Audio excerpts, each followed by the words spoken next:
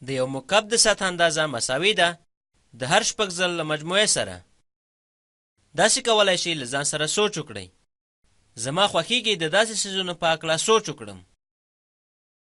دا یو مکعب ده او تاسو د هغه 3 ځله ګورئ. 3 ځله یې تاسو ګورئ. که دغه لیک شانته روښانه وي او زموږ لپاره د ښو لیدو وړ وي، نو دغه 1، 2 او 3 مخکې ځلونه او اوس دغه یو ځل ښکتنی ده. دغه وروستی برخه ده، دا هم وروستی برخه ده. نو موږ 3 خوا د مکعب لرو. د مکعب سطح د همغه له اوږدوالي سره په ایکس ښودل شوی. نو دغه ایکس او دغه هم ایکس ده او دا هم ایکس ده. دغه د 6 ایکس مربع په څیر راکړل شوی. دغه کار تر ځایه ښه ښکاري. د هرې خوا مساحت یې ایکس د ایکس مربع په ډول ښودل شوی. دلته 6 دانې له دغو لرو، نو دغه شاید چې 6 ایکس مربع وي. جولین 2 مکعب سیزونه لري. غواړي هغه رنګ کړي. یو مکعب د 2 ځلو په اندازه ده. دغه یو مکعب دلته ده. خپل کوښښ کوم تر څو دغه رسم کړم. نو دغه یو چې دلته شتون لري د ځل اندازه یې 2 ده. دغه یې اندازه ده. بل مکعب چې دلته ده د هغه ځل 1.5 ده. او بل مکعب چې دلته ده لیک شانته وړوکی لیدل کیږي. د هغه د اوږدوالي اندازه 1.5 ده. دغه 1.5، 1.5 او 1.5 ده. د ټول محیط اندازه چې هغه رسم کړي څومره کیږي؟ ښه، تاسو د دغه مکعب ټوله اندازه لرئ. شاید دغه 6 ایکس مربع شي چې دلته ایکس د مکعب د حجم قیمت ده. دغه ټول مساحت چې دلته شتون لري شاید چې مساوي په 6 شي. اجازه راکړئ دلته یو بل مکعب رسم کړم. شاید دغه 6 ضرب د ایکس شي.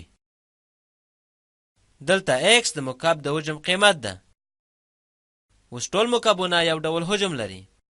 نو د دغه اوږدوالی، پلنوالی او لوړوالی یو ډول ده. نو د دغه مکعب د محیط اندازه شاید چې 6 ضرب د 2 مربع شي.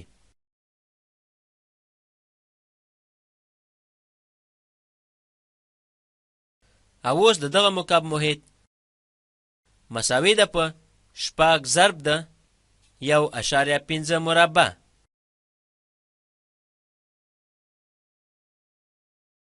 که موږ وغواړو د ټولو رسم شوي مکعبونو پیدا کړو، دغه مساوي کیږي په حاصل جمع د دغه مکعبونو. نو یوازې دغه دواړه سره جمع کوو.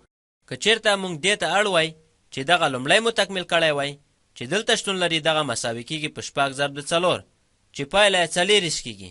او دغه یو چې دلته لیک شانته ستونزمن ده، ښه دلته ګورو 15 ضرب د 15 چې مساوي کیږي په 225.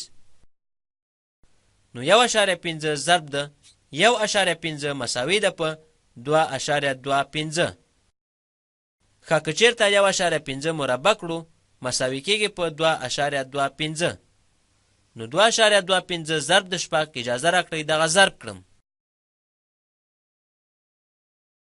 2 ضرب د 6 ګورو. موږ دلته 6 ضرب د 15 لرو چې مساوي په 10 کیږي. 6 ضرب د 2 12 کیږي. جمع 3 مساوي په 15 کیږي. 6 ضرب د 2 مساوي په 12، جمع 1 مساوي په 14 کیږي.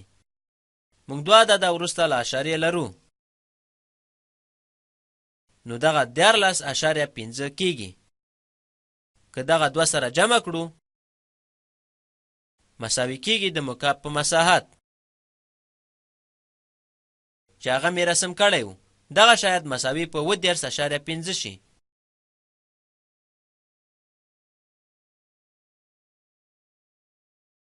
په هر صورت د مکعب محیط مساوي کیږي په 14.5.